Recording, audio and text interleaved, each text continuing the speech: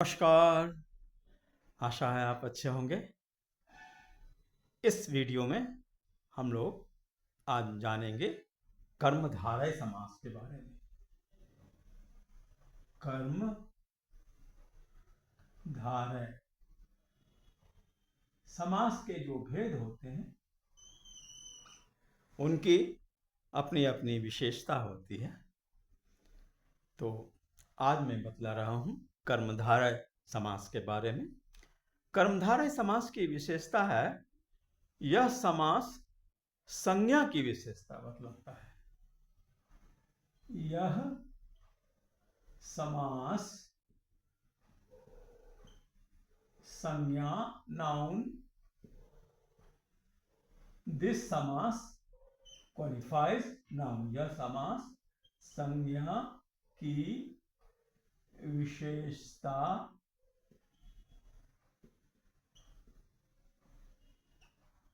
बतलाता है।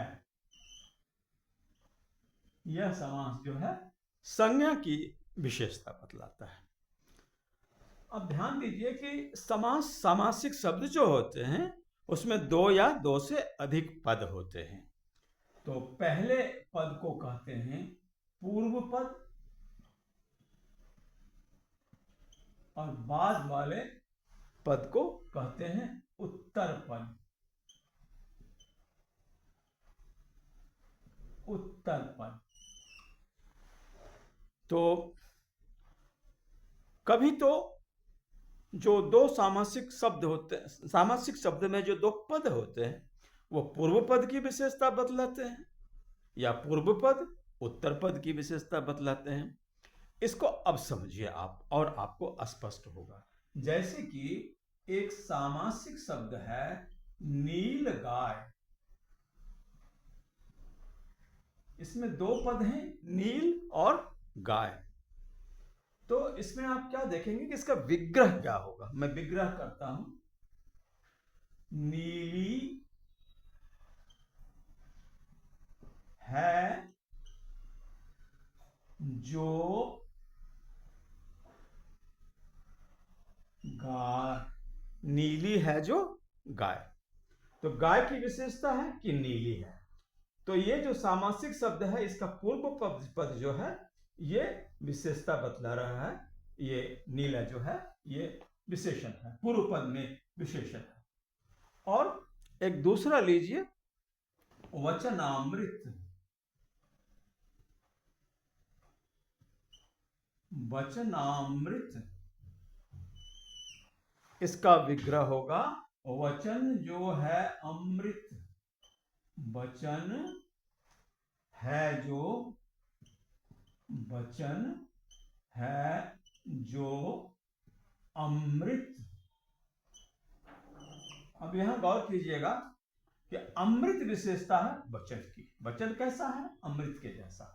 और नीली विशेषता है गाय के रंग। गाय नीली है। तो ये पूर्व पद जो है विशेषता बतला रहा है, और ये अमृत जो है ये इसका उत्तर पद जो है ये बतला रहा है। तो कर्मधारय समास में क्या होता है कि पूर्व पद उत्तर पद की विशेषता बतलाते हैं, या उत्तर पद पूर्व पद की विशेषता है। ये उदाहरण है। और फिर क्या होता है, कभी कभी दोनों पद एक दूसरे की विशेष, दोनों पद विशेषण होते हैं। ये दोनों कब होते हैं? ये देखिए कि दोनों पद विशेषण हो जाते हैं।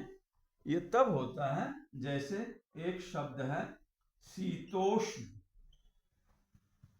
शीतोष्ण, इसका विग्रह होगा शीत यानी ठंडा, शीत कोल्ड, और उष्ण hot, something which is cold and hot both.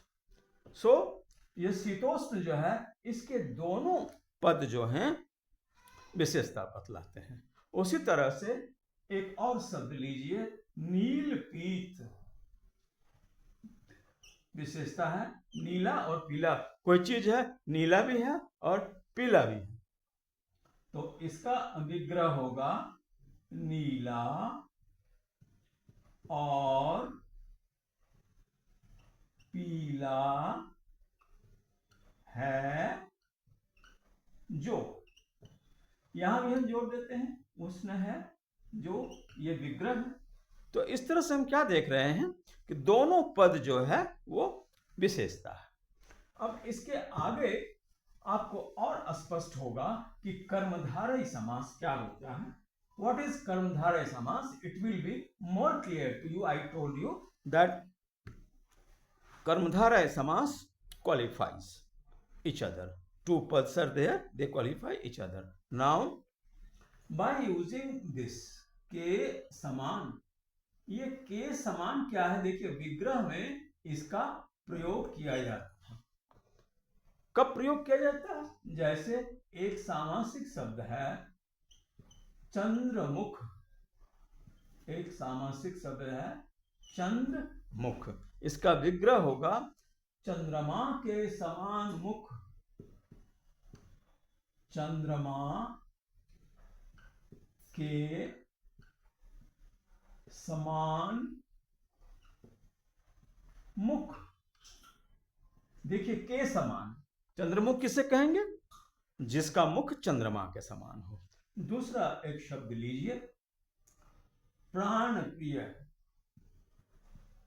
प्राण प्रिय, इसका विग्रह होगा प्राण के समान प्रिय,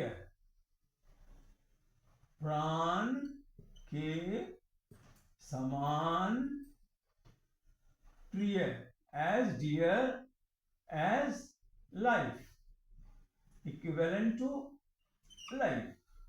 तो के समान का प्रयोग करके जब विग्रह करते हैं और विशेषता बतलाते हैं तो ये कर्मधारय समास होता है। उसी तरह से एक और प्रयोग करते हैं रूपी, लाइक, रूपी लाइक, जैसे स्त्री रत्न, स्त्री रत्न, इसका विग्रह होगा स्त्री रूपी रत्न, स्त्री रूपी रत्न। By using रूपी this has been explained। एक दूसरा वाक्य लेते हैं, कमल नयन, कमल नयन, तो कह सकते हैं कमल के जैसा, कमल के समान, या इसको कह सकते हैं कमल रूपी नयन। The eye like lotus, beautiful like lotus. तो रूपी लगाकर भी हम इसका विग्रह करते हैं। उसी तरह से इसका एक और विग्रह है, विग्रह करते हैं हम लोग, है जो, है जो, इसको मैं थोड़ा इधर से लिख दूं तो आसानी होगी लिखने में। है जो, अब एक शब्द है, सामासिक पद है, काली मिर्च। कई प्रकार की मिर्च होती है, हरी मिर्च, काली मिर्च, लाल मिर्च। तो काली मिर्च, इसका विग्रह होगा, ये देखिए विशेषता है, मिर्च की विशेषता है, और कर्मधारय समास जो है ये संज्ञा की विशेषता बतलाता है, काली मिर्च। तो इसका विग्रह होगा काली है जो मिर्च, काली है जो मिर्च। देखिए, है जो लगाकर विग्रह किया गया, कर्मधारय समास हो गया। विशेषता यहां पर बतलाया जा रहा है, लोकप्रिय, लोकप्रिय। अब इसका विग्रह क्या होगा? लोगों में है जो प्रिय, पॉपुलर, लोगों में है जो प्रिय, उसको कहते हैं लोकप्रिय। तो है जो लगाकर इस तरह से व्याख्या हुई। तो वैसे देखिए, ये व्याकरण की किताब में आपको बहुत सारे सामासिक पद मिलेंगे जैसे का पुरुष, कायर है जो पुरुष, क्रोधाग्नि, क्रोध के समान अग्नि, भुजदंड, दंड के समान भुजा, घनश्याम, घन बादल, बादल के समान श्याम। तो व्याकरण में आप समास अध्याय में कर्मधारय अध्याय उलटिए और उसमें देखिए बहुत सारे शब्द मिलेंगे और गौर कीजिए कि या तो पूर्व पद उत्तर पद की विशेषता बतला रहे होंगे, या उत्तर पद पूर्व पद की विशेषता बतला रहे होंगे, या फिर ये दोनों बतला रहे होंगे। और गौर कीजिए आप, है जो, रूपी, के समान, ये सब लगाकर इनका विग्रह किया जाता है। और आपने इसे समझ लिया होगा। आप नहीं समझे हैं तो कमेंट कीजिए और इसे लाइक कीजिए, इसे शेयर कीजिए और अपनी जिज्ञासा बनाए रखिए हिंदी व्याकरण समझने के लिए। और फिर अगले वीडियो में मैं समास के अगले भेद को लेकर आऊँगा। तब तक आप स्वस्थ रहिए, मस्त रहिए। और देवेश कुमार घोष का नमस्कार।